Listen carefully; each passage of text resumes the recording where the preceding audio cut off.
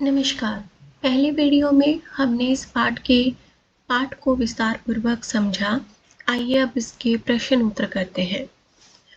प्रश्न number 1, kanji house में कैद पशुओं की हाजिरी क्यों ली जाती होगी? कांजी हाउस कौन सी जगह थी जहां बहुत सारे पशुओं को बंदी बनाकर रखा जाता था। ठीक है। अब अगर वहाँ पर किसी को बंदी बनाकर रखा गया है तो उनकी निगरानी करनी भी ज़रूरी है ना? तो अब उन पशुओं की हाजिरी ली जाती थी ताकि वो एक भी पशु इधर-उधर ना भाग जाए। ठीक है? आइए उत्तर पढ़ते हैं। कांजी हाउस एक प्रकार से पशुओं की जेल थी। उसमें ऐसे आवारा पशु कैद होते थे जो दूसरों के खेतों में घुसकर फसलें नष्ट करते थे। ठीक है। अब हीरा और मोती भी एक खेत से ऐसे ही पकड़े गए थे कि वो किसी और के खेत में घुस गए थे और वहां पर मटर खा रहे थे। अतः कांजी होस्ट के मालिक का यह दायित्व होता था कि वह उन्हें जेल में सुरक्षित रखे तथा उन्हें भागने ना दे। इस कारण हर रोज उनकी हाजिरी लेनी पड़ती थी। प्रश्न नंबर 2 पढ़ते हैं। छोटी बच्ची को बैलों के प्रति प्रेम क्यों उमड़ आया था? छोटी बच्ची कौन थी? वो गया के घर में रहती थी और उसको वो एक अनाथ लड़की थी। उसको भी वही फीलिंग्स आती थी कि जैसे उसे मारा पीटा जाता है, सेम उसी प्रकार उन बैलों को मारा पीटा जाता है और बैलों को सूखा भूसा दिया जाता है, उसे भी सूखी रोटी दे दी जाती है। तो उसे कहीं न कहीं लगता था कि उन दोनों बैलों की स्थिति भी कहीं न कहीं उसके जैसी है, उस लड़की जैसी है। तो उस छोटी बच्ची को बैलों के प्रति प्रेम क्यों उमड़ आया? छोटी बच्ची की माँ मर चुकी थी, सौतेली माँ उसे मारती रहती थी। इधर बैलों की भी यही स्थिति थी। गया उन्हें दिन भर खेत में जोतता, मारता, पीटता और शाम को सूखा भूसा डाल देता। छोटी बच्ची महसूस कर रही थी कि उसकी स्थिति और बैलों की स्थिति एक जैसी है। उनके साथ अन्याय होता देख उसे बैलों के प्रति प्रेम उमड़ आया था। ठीक है। कहानी में बैलों के माध्यम से कौन-कौन से नीति विषयक मूल्य उभर कर आए हैं? बहुत सारे नीति विषयक मूल्य आए हैं इस पाठ के जरिए हमने पढ़े हैं। तो पहला क्या हो सकता है कि सरल और सीधा अत्यधिक सहनशील होना पाप है ना? अगर हम बहुत ज़्यादा सरल और सीधे इंसान बनकर रहते हैं तो कहीं न कहीं वो हमारे ऊपर ही हमारे लिए ही बुरा हो जाता है, हमारे ऊपर ही उसका कहीं न कहीं प्रभाव पड़ता है। तो कहानी के माध्यम से भी हमें यही पता चला कि सरल, सीधा और अत्यधिक सहनशील होना पाप है। बहुत सीधे इंसान को मूर्ख या गधा कहा जाता है। इसलिए मनुष्य को अपने अधिकारों के लिए संघर्ष करना चाहिए। आज़ादी बहुत बड़ा मूल्य है। इसे पाने के लिए मनुष्य को बड़े से बड़ा कष्ट उठाने को तैयार रहना चाहिए। समाज के सुखी संपन्न लोगों को भी आज़ादी की लड़ाई में अपना योगदान देना चाहिए। अगर किसी के साथ गलत व्यवहार हो रहा है तो समाज के अन्य लोगों को भी या जो सुखी और संपन्न लोग हैं उनको भी आज़ादी की लड़ाई में योगदान देना चाहिए। प्रश्न नंबर 4 पढ़ते हैं। प्रस्तुत कहानी में प्रेमचंद ने गधे की किन स्वभावगत विशेषताओं के आधार पर उसके प्रति रूढ़ अर्थ मतलब जो प्राचीन समय से ये बन गई है, ये बात बन गई है कि गधा तो सिर्फ मूर्ख ही होता है, यह मूर्छ प्रयोग ना कर किस अर्थ की ओर संकेत किया जाता है। ठीक है।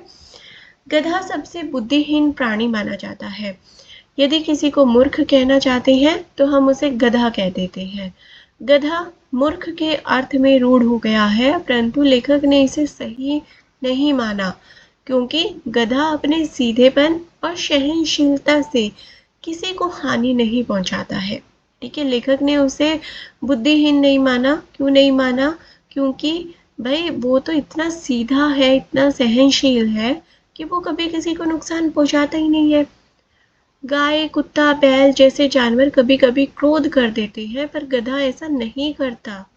गुणों के विषय में वह ऋषि मुनियों से कम नहीं है। ठीक है। प्रश्न नंबर 5। किन घटनाओं से पता चलता है कि हीरा और मोती में गहरी दोस्ती थी?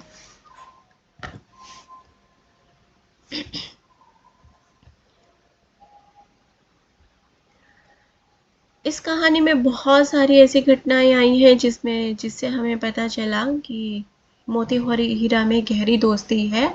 पहली घटना, जब दोनों एक साथ गाड़ी में जोते जाते थे तो ये कोशिश करते थे कि गाड़ी का अधिक भार दूसरे साथी के कंधे पर ना आए ना। हमने चैप्टर की स्टार्टिंग में ये पढ़ा था। दूसरी घटना, गया ने हीरा के नाक पर डंडा मारा। अच्छा, यहाँ पे बताइए गया कौन है? गया कौन है? झूरी का साला, जो झूरी के बैलों को जबरदस्ती अपने घर ले गया था। ठीक है, उसने हीरा के नाक पर डंडा मारा तो मोती से सहा नहीं गया। वह हल, रस्सी, जुआ जोत सब लेकर भाग पड़ा। उससे हीरा का कष्ट देखा नहीं गया। तीसरी घटना भी है, जब मटर के खेत में मटर खाकर दोनों मस्त हो रहे थे तो वे सींग मिलाकर एक दूसरे को ठेलने लगे। अचानक मोती को लगा कि हीरा क्रोध में आ गया तो वह पीछे हट गया। मतलब दोस्ती दोस्ती में जब एक दूसरे को लगा कि शायद हीरा क्रोध में आ गया है तो मोती पीछे हट गया ताकि दोस्ती दुश्मनी में ना बदले। चौथी घटना, जब उनके सामने विशालकाय सांड आ खड़ा हुआ तो उन्होंने योजनापूर्वक एक दूसरे का साथ देते हुए उसका मुकाबला किया। सांड पर एक चोट करता तो उसकी देह में अपने नुकीले सींग चुभा देता। आखिरकार सांड बेदम होकर गिर पड़ा। पांचवी घटना क्या हुई, जब मोती मटर के खेत में मटर खाते खाते पकड़ा गया ना। उसके पैर दलदल में फंस गए थे और वो भाग नहीं पाया। तब हीरा उसे अकेला विपत्ति में देखकर वापस आ गया। वह भी मोती के साथ पकड़ा गया। एक और घटना है, छठी घटना, जो कि कांजी हाउस में हीरा ने दीवार जब तोड़ डाली उसे रस्सियों से बांध दिया गया। इस पर भी मोती ने उसका साथ दिया। पहले तो उसने बाड़े की दीवार तोड़कर हीरा का अधूरा काम पूरा किया, फिर उसका साथ देने के लिए उसी के साथ बंध गया, अर्थात वह उसका साथ छोड़कर कहीं नहीं गया। ठीक है, प्रश्न नंबर 6 पढ़ते हैं। लेकिन औरत जात पर सींग चलाना मना है, ये भूल जाते हो? हीरा के इस कथन के माध्यम से स्त्री के प्रति प्रेमचंद के दृष्टिकोण को स्पष्ट कीजिए। लेकिन औरत जात पर सींग चलाना मना है, हीरा के इस कथन के माध्यम से पता चलता है कि प्रेमचंद नारी जाति का अत्यधिक सम्मान करते थे। नारी विभिन्न रिश्ते बनाकर समाज में अपनी भूमिका निर्वाह करती है। वह त्याग, ममता, सहनशीलता का जीता जागता उदाहरण है। राइट।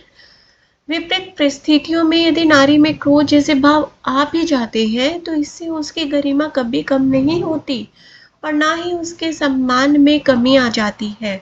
लेखक महिलाओं के प्रति अत्यधिक सम्मान रखता है।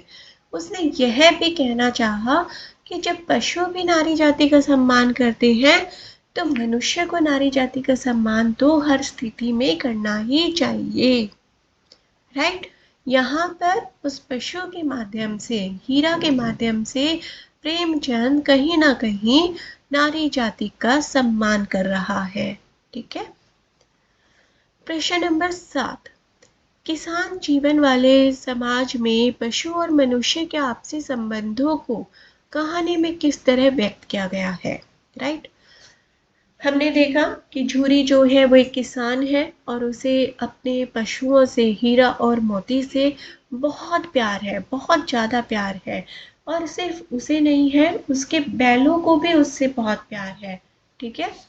तो किसान जीवन में पशुओं और मनुष्यों के आपसी संबंध बहुत गहरे तथा आत्मीय रहे हैं। किसान पशुओं को घर के सदस्य की भांति प्रेम करते रहे और पशु अपने स्वामी के लिए जी जान देने को तैयार रहे। झूरी हीरा और मोती को बच्चों की तरह स्नेह करता था, तभी तो उसने उनके सुंदर सुंदर नाम भी रखे थे, हीरा और मोती। वह उन्हें अपनी आंखों से कभी दूर नहीं करना चाहता था। जब हीरा और मोती उसके ससुराल से लौटकर वापस स्थान पर आकर खड़े हो गए तो उनका हृदय आनंद से भर गया। गांव भर के बच्चों ने उन बैलों की स्वामी भक्ति देखकर उनका अभिनंदन किया।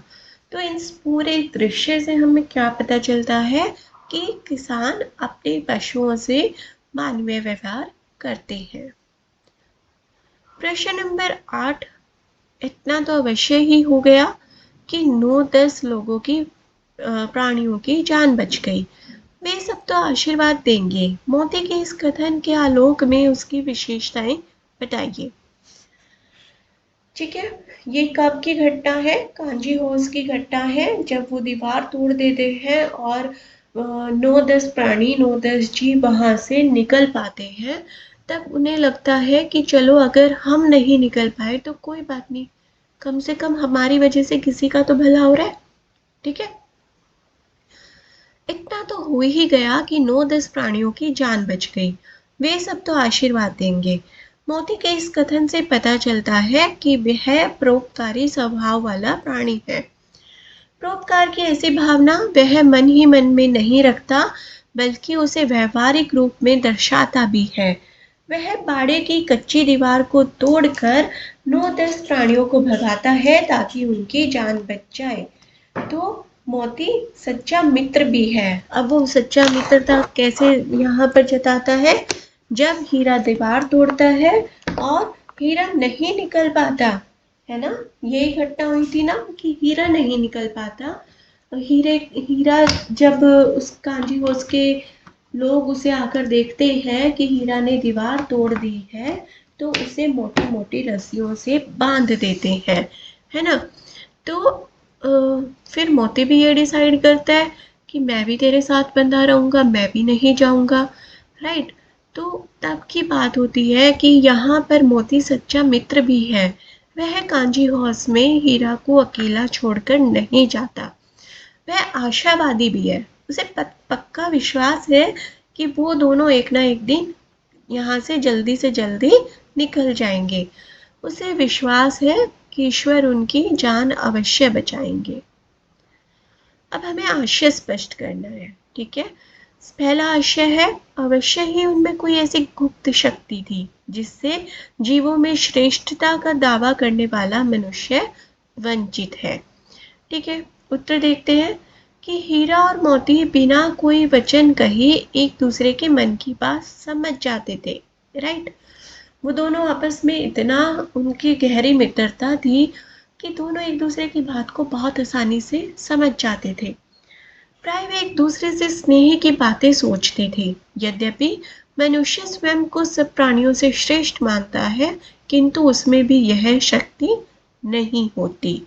ठीक है, यहाँ पर मनुष्य को सबसे श्रेष्ठ माना है, लेकिन लेखक ये बोलता है कि चाहे मनुष्य श्रेष्ठ है, परंतु पशुओं में भी शायद ऐसी एक गुप्त शक्ति होती है कि वो बिन बोले एक दूसरे की मन की बात समझ जाते हैं। ठीक है, दूसरा आशय स्पष्ट देखते हैं। उस एक रोटी से उनकी भूख तो क्या शांत होती, पर दोनों के हृदय को मानो भोजन मिल गया। कौन सी रोटी? जो वो छोटी लड़की रोटी लेकर आती थी। ठीक है, एक एक रोटी दोनों को देती थी और दोनों बड़े चाव से उस रोटी को खाते थे, है ना? क्योंकि उस सूखे भूसे से तो वो सूखी रोटी अच्छी लगती थी, क्योंकि वो प्यार से खिलाई जाती थी। राइट, हीरा और मोती गया के घर बंधे हुए थे। गया ने उनके साथ अपमानपूर्वक व्यवहार किया था, इसलिए वे क्षुब्ध थे। परंतु तभी एक नन्ही लड़की ने आकर उन्हें एक रोटी ला दी।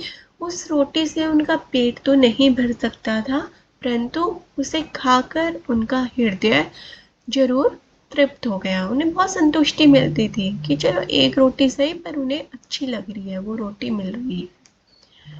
उन्होंने बालिका के प्रेम का अनुभव कर लिया और खुश हो गए, प्रसन्न हो उठे। ठीक है, रचना और अभिव्यक्ति के प्रश्न अक्सर पढ़ाए जाते हैं, एक बार आप पढ़ सकते हो, लेकिन आप इन्हें अपने शब्दों में भी लिख सकते हो। बाकी प्रश्न उत्तरों को भी आप अपने शब्दों में लिख सकते हो। एक बार पढ़ लेते हैं कि हीरा और मोती ने शोषण के खिलाफ आवाज उठाई, लेकिन उसके लिए प्रताड़ना भी सही। हीरा और मोती की इस प्रतिक्रिया पर तर्क सहित अपने विचार प्रकट कीजिए। ठीक है। हीरा और मोती शोषण के विरुद्ध है, वे हर शोषण के विरुद्ध आवाज उठाते रहते हैं। उन्होंने झूरी के साले गया आएगा, बेटा यहाँ पे गई गलती से लिख दिया है, गया का विरोध किया तो सूखी रोटियां खाई तथा डंडे खाए। फिर कांजी हाउस में अन्याय का विरोध किया तो बंधन में पड़ गए, उन्हें भूखा रहना पड़ा। प्रतिक्रिया अगर देखी जाए तो मेरा विचार है कि हीरा और मोती का यह कदम बिल्कुल ठीक था, है ना। अब उन्हें बार बार बंधन बनाया जा रहा है तो उनको भी तो अपनी आज़ादी चाहिए। यदि वे प्रतिक्रिया ना करते तो उनका खूब शोषण होता, उन्हें गिड़गिड़ाकर मन मारकर अपने मालिक की गुलामी करनी पड़ती। वे अपने दर्द को व्यक्त भी नहीं कर पाते, परंतु अपना विद्रोह प्रकट करके उन्होंने मालिक को सावधान कर दिया कि उनका अधिक शोषण नहीं किया जा सकता। मार खाने के बदले उन्होंने मालिक के मन में भय तो उत्पन्न ही कर दिया।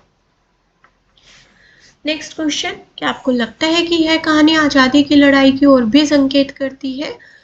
आप अपने विचार प्रस्तुत कर सकते हो, जरूरी नहीं है कि यहाँ पर जैसा लिखा है वैसा ही आप लिखेंगे, लेकिन हाँ, ये आज़ादी की लड़ाई की ओर संकेत करती है, इस बात में तो सच्चाई है। ठीक है। मोती हीरा ने अपनी परतंत्रता मतलब गुलामी से मुक्ति पाने के लिए जिस तरह से नाना प्रकार की कठिनाइयां सही, मृत्यु के करीब जाकर भी बच निकले। वे अंततः अपने घर वापस आ गए। इससे यही संकेत मिलता है कि हीरा मोती गया के घर से पहली बार रस्सी उड़ाकर आ जाते हैं। वे दोबारा गया के घर जाते हैं तो उन्हें अपमानित और प्रताड़ित होना पड़ता है और भूखा भी रहना पड़ता है। ठीक है। फिर वहां से भागने पर उन्हें सांड का सामना करना पड़ता है। अंत में कांजी हाउस में बंद होना पड़ता है तथा कसाई के हाथों बिकना, तथा इसके उपरांत भी इन सारी संघर्षों के बावजूद, इन सारी मुसीबतों से बचकर निकलकर भी वो अपने मालिक झूरी के पास आ जाते हैं। तो ये क्या किस ओर संकेत करता है? ये आज़ादी की लड़ाई है। ठीक है। और उस आज़ादी की लड़ाई को वो जीत कर अपने मालिक के पास पहुंच जाते हैं। ठीक है। यहाँ आपके ये सभी प्रश्न उत्तर पूरे हो जाते हैं। उम्मीद करती हूँ कि आपको सभी प्रश्न उत्तर अच्छे से समझ आ गए होंगे। धन्यवाद।